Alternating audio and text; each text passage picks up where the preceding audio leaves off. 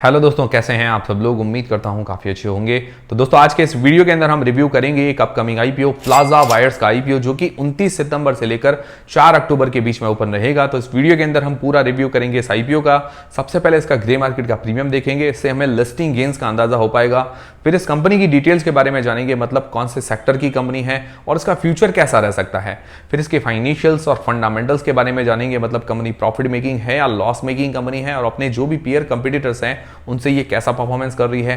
फिर इस आईपीओ की डिटेल्स के बारे में जानेंगे और अंत में हम जानेंगे कि क्या इस आईपीओ में हमें अप्लाई करना चाहिए या नहीं करना चाहिए, और करें तो लिस्टिंग गेन्स के हिसाब से या लॉन्ग टर्म के हिसाब से। सारी चीजें हम क्लियर करेंगे इस वीडियो के अंदर। वीडियो शुरू करने से पहले दोस्तों टेलीग्राम चैनल को जरूर ज्वाइन कीजिए, ताकि कोई भी वीडियो मिस ना हो और छोटा मोटा अपडेट मिलता रहे। तो टेलीग्राम चैनल की लिंक डिस्क्रिप्शन के अंदर है। सबसे पहले बात करें इसके ग्रे मार्केट के प्रीमियम की, तो अभी अगर इसका लेटेस्ट ग्रे मार्केट का प्रीमियम देखें तो 12 रुपए पर शेयर चल रहा है। 277 शेयर्स का ये लॉट है, तो करीबन 3,324 रुपए हमें एक लॉट पर आज की तारीख में फायदा देखने को मिल रहा है। परसेंटेज वाइज करीब 22 मतलब 22% जैसा ग्रे मार्केट का प्रीमियम है। तो डिमांड अभी ठीक चल रही है, मतलब जो हमारा मिनिमम क्राइटेरिया होता है 20% का, उससे आसपास ही चल रही है इसकी डिमांड। तो ठीक है, पर जल्दबाजी हमें नहीं करनी चाहिए। पहले दिन का सब्सक्रिप्शन देखना चाहिए, पहले दिन का ग्रे मार्केट का प्रीमियम कैसा चल रहा है और इसकी एंकल लिस्ट कैसी आती है। आज शाम तक इसकी एंकल लिस्ट आ जाएगी, तो उसके बारे में भी मैं आपको या तो शाम को नहीं तो कल तक आपको अपडेट दे दूंगा। तो वो सारी चीजें देख के उसके बाद आप डिसीजन बनाइए, तो ये सेफली अप्लाई करने के लिए सही रहता है। तो जीएमपी तो ठीक है, अब इस कंपनी की डिटेल्स के बारे में जानते हैं। तो ये कंपनी प्लाजा वायर्स सन 2006 के अंदर इनकॉर्पोरेट हुई थी। तो ये कंपनी जो है मैन्युफैक्चरिंग और सेलिंग करती है वायर्स एंड केबल्स की, मतलब वायर्स एंड केबल्स अलग अलग टाइप की आती है। जैसे कॉपर की वायर आती है, एल्यूमिनियम की भी वायर आती है। इसके अंदर ये कॉपर की वायर ज़्यादा सेल और मैन्युफैक्चर करती है। उसके अलावा लेन केबल्स आती है, मतलब जो वाईफाई वगैरह के अंदर लगती है। डिश के अंदर केबल्स लगती है, सोलर केबल लगती है, अलग अलग टाइप की काफ़ी सारी केबल्स होती है। बिजली की जो भी केबल्स होती है वो ये मैन्युफैक्चर करती है। फिर उसके अलावा फैंस वगैरह है, मतलब जो पंखे हैं नॉर्मल टाइप के पंखे होते हैं, एक टेबल फैन होता है, एग्जॉस्ट फैन होते हैं, वो ये मैन्युफैक्चर करती है। प्रेस आती है, मतलब जो जिसको हम आयरन बोलते हैं। फिर हीटर होते हैं, वाटर हीटर्स, वो ये मैन्युफैक्चर करती है। उसके अलावा टैप आती है, जो चिपकाने वाली टैप आती है, जो भी ये इलेक्ट्रिशियन वगैरह यूज लेते हैं। तो अभी इसके अंडर में 3 ब्रांड्स हैं, प्लाजा केबल्स, एक्शन वायर्स और पीसीजी, ये 3 इसके ब्रांड हैं। फिर दोस्तों वायर्स से जो इसका रेवेन्यू जनरेट होता है करीब 95% का, मतलब बाकी सारे जो भी इसके प्रोडक्ट्स हैं वहां से 5% का ही रेवेन्यू जनरेट होता है। और वायर्स के अंदर भी सबसे ज्यादा कॉपर वायर से इसका रेवेन्यू जनरेट होता है करीबन 85% का। तो इस कंपनी का मेन काम देखें तो वायर्स एंड केबल्स का ही है। सेक्टर बढ़िया है, नो डाउट सेक्टर बहुत ही शानदार है, मतलब इसके अंदर ग्रोथ है। पर इसके जैसी और भी काफ़ी बड़ी बड़ी कंपनियां हैं, मतलब इस सेक्टर के अंदर काफ़ी बड़ी मछलियां भी है। जैसे हैवल्स है, पॉलीकैब है, आरआर केबल है, उनके टक्कर में बहुत छोटी कंपनी है, तो कंपटीशन बहुत ज़्यादा मिल सकता है।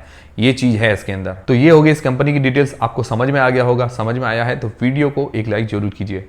फिर दोस्तों बात करते हैं इसके फाइनेंशियल्स और फंडामेंटल्स के बारे में। तो दोस्तों इसके जो फाइनेंशियल्स दिए गए हैं 2021 से लेकर 2023 तक, सबसे पहले अगर इसके एसेट्स देखते हैं तो 99 करोड़ से 112 करोड़ रुपए हुए हैं इसके एसेट्स 2021 से 2023 के अंदर, मतलब हल्की सी ग्रोथ है, ज्यादा ग्रोथ नहीं है। फिर दोस्तों इसका रेवेन्यू, उसके अंदर भी साल दर साल ग्रोथ है, वो भी 145 करोड़ से 182 करोड़ रुपए हुआ है, मतलब ज्यादा ग्रोथ नहीं है, हल्की सी ग्रोथ कह सकते हैं इसके अंदर भी। फिर दोस्तों इसका प्रॉफिट करीबन 4 करोड़ से 7.51 करोड़ रुपए हुआ है। प्रॉफिट के अंदर थोड़ी सी अच्छी ग्रोथ है, मतलब लगभग 2 गुना जैसी ग्रोथ है प्रॉफिट के अंदर। फिर दोस्तों इसकी नेट वर्थ बड़ी है, इसके हाथ में रिजर्व कैश आज की तारीख में 22.50 करोड़ रुपए के हैं, और इसके ऊपर आज की तारीख में जो उधारी है, बोरोइंग्स जिसको बोलते हैं, वो है 39 करोड़ रुपए की, और इसका डेट टू इक्विटी रेशियो है 0.75 का। मतलब उधारी जो कंपनी के हिसाब से देखते हुए थोड़ी सी ज्यादा लग रही है, हालांकि इसके हाथ में रिजर्व कैश है, पर उसके बाद भी इसके ऊपर उधारी रह सकती है। इतनी ज्यादा इसके पास रिजर्व या एनुअल प्रॉफिट नहीं है कि भाई ये पूरा का पूरा अपना डेट चुका सके। और आईपीओ से जो पैसे जुटाएगी उसके अंदर सारा पैसा कोई डेट चुकाने के अंदर काम नहीं है, मतलब एक भी पैसा डेट चुकाने के अंदर काम में नहीं लिया जाएगा। ये कंपनी जो कंपनी है नई मैन्युफैक्चरिंग यूनिट लगाने वाली है, उसके अंदर ये पैसा काम में लेने वाली है। तो फाइनेंशियली मुझे ठीक ठाक लगी, क्योंकि रेवेन्यू प्रॉफिट के अंदर ज्यादा ग्रोथ नजर नहीं आ रही है। फिर दोस्तों इसका अगर पी मतलब प्राइस टू अर्निंग्स रेशियो देखे तो करीबन 21.95 का निकल कर आता है, और अपने अगर पीयर कंपटीटर से भी इसको कंपेयर करें तो ठीक ठाक वैल्यूएशन है। ज्यादा सस्ती भी नहीं कह सकते और ज्यादा महंगी भी नहीं कह सकते, थोड़ी और सस्ती कर देते तो और बढ़िया होता। हालांकि जो इसका प्राइस बैंड है 50 रुपए के आसपास आपको नजर आ रहा होगा, पर कंपनी बहुत छोटी है, उस हिसाब से प्राइस बैंड और वैल्यूएशंस देखिए तो इतनी ज्यादा सस्ती नहीं है। और इसकी आरओई 14% की है, आरओसी 15% की है, तो ठीक ठाक है इसकी आरओई आरओसी, इतनी जबरदस्त भी नहीं है। तो तो फाइनेंशियली और फंडामेंटली ठीक ठाक कंपनी है। तो दोस्तों ये हो गए इसके फाइनेंशियल्स और फंडामेंटल्स। अब इसका आईपीओ की डिटेल्स के बारे में जानते हैं। तो ये आईपीओ 29 सितंबर से लेकर 4 अक्टूबर के बीच में आईपीओ ओपन रहेगा और इसका प्राइस बैंड रखा गया है 51 रुपए से लेकर 54 रुपए के बीच में। 277 शेयर्स का ये लॉट है और इस आईपीओ का इश्यू साइज है 71.28 करोड़ रुपए का पूरा फ्रेश इश्यू है। कंपनी जो है अपनी नई मैन्युफैक्चरिंग यूनिट लगाने वाली है, उसके अंदर सारा पैसा काम में लेने वाली है। कुछ जनरल कॉर्पोरेट पर्पस, कुछ वर्किंग कैपिटल रिक्वायरमेंट के अंदर ये पैसा काम आएगा और इसकी उधारी चुकाने के अंदर एक भी पैसा काम नहीं आने वाला है। तो बढ़िया कंपनी जो फ्रेश इश्यू से पैसे जुटा रही है, उससे क्या है कि मैन्युफैक्चरिंग यूनिट लगा रही है, तो ये एक अच्छी बात है, कंपनी के लिए ग्रोथ कर रही है। फिर इसका रिटेल पोर्शन 10% का रखा गया है। इसकी लिस्टिंग डेट है 12 अक्टूबर को। तो दोस्तों ये हो गई पूरे आईपीओ की डिटेल्स। अब सबसे मेन सवाल ये आता है कि क्या इस आईपीओ में हमें अप्लाई करना चाहिए या नहीं करना चाहिए, और करे तो लिस्टिंग गेन्स के हिसाब से या लॉन्ग टर्म के हिसाब से। उससे पहले आपके पास या आपके फैमिली मेंबर्स में किसी के पास भी डीमेट अकाउंट नहीं है, बिल्कुल फ्री में डीमेट अकाउंट खुलवाने की लिंक आपको डिस्क्रिप्शन के अंदर मिल जाएगी। और उसके अलावा टेलीग्राम और इंस्टाग्राम पर भी हमें फॉलो करना मत भूलिएगा, उसकी भी लिंक डिस्क्रिप्शन के अंदर है। तो सबसे पहले बात करें लिस्टिंग गेन्स के हिसाब से, तो इसका ग्रे मार्केट का प्रीमियम देखते हैं। तो ग्रे मार्केट का प्रीमियम शानदार चल रहा है, 20% से ऊपर का है। पर अभी इसकी एंकल लिस्ट भी आ जाए, मैं उसके बारे में भी आपको डिस्कशन करूंगा। तो उसके बाद क्या है कि हम डिसीजन बनाएंगे कि क्या इस आईपीओ में हमें वाकई में अप्लाई करना चाहिए लिस्टिंग गेन्स के लिए या नहीं करना चाहिए। फिलहाल के लिए डिमांड अच्छी है, पर अभी हमें पहले दूसरे दिन का वेट जरूर करना चाहिए। फिर दोस्तों बात करें लॉन्ग टर्म के हिसाब से, तो लॉन्ग टर्म के हिसाब से सेक्टर बहुत ही बढ़िया है, पर कंपनी की बात करें तो कंपनी बहुत छोटी है और इसकी जैसी और भी काफी सारी बड़ी बड़ी कंपनीज लिस्टेड है ऑलरेडी मार्केट के अंदर। जैसे वायर्स एंड केबल्स के अंदर हेवल्स है, अभी आरआर केबल का भी आईपीओ आया था, पॉलीकैब है, इससे काफी बड़ी कंपनी है, तो कंपटीशन इनसे बहुत ज्यादा मिल सकता है। और आप देखते हैं कि अभी टॉप सेलिंग ब्रांड्स भी यही है, हेवल्स, पॉलीकैब, आरआर केबल।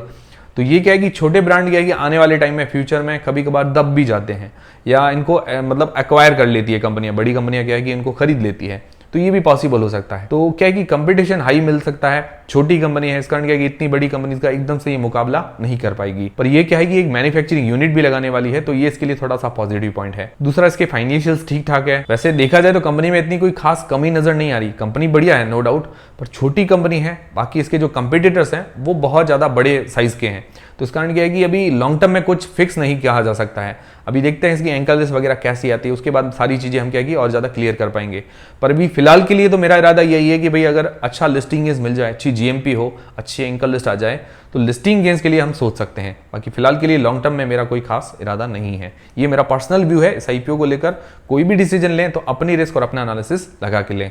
अब उम्मीद करता हूं ये वीडियो देखने के बाद आपका सारा कंफ्यूजन दूर हुआ होगा इस आईपीओ को लेकर। अगर दूर हुआ है तो मुझे कमेंट करके जरूर बताइए क्या इस आईपीओ में आप अप्लाई करेंगे या नहीं करेंगे, और करेंगे तो लॉन्ग टर्म के हिसाब से या लिस्टिंग गेन्स के हिसाब से, मुझे कमेंट करके जरूर बताइएगा। और अगर वीडियो आपको पसंद आया है तो वीडियो को एक लाइक जरूर करें, चैनल को सब्सक्राइब कर लें। मिलते हैं दोस्तों अगले वीडियो के अंदर।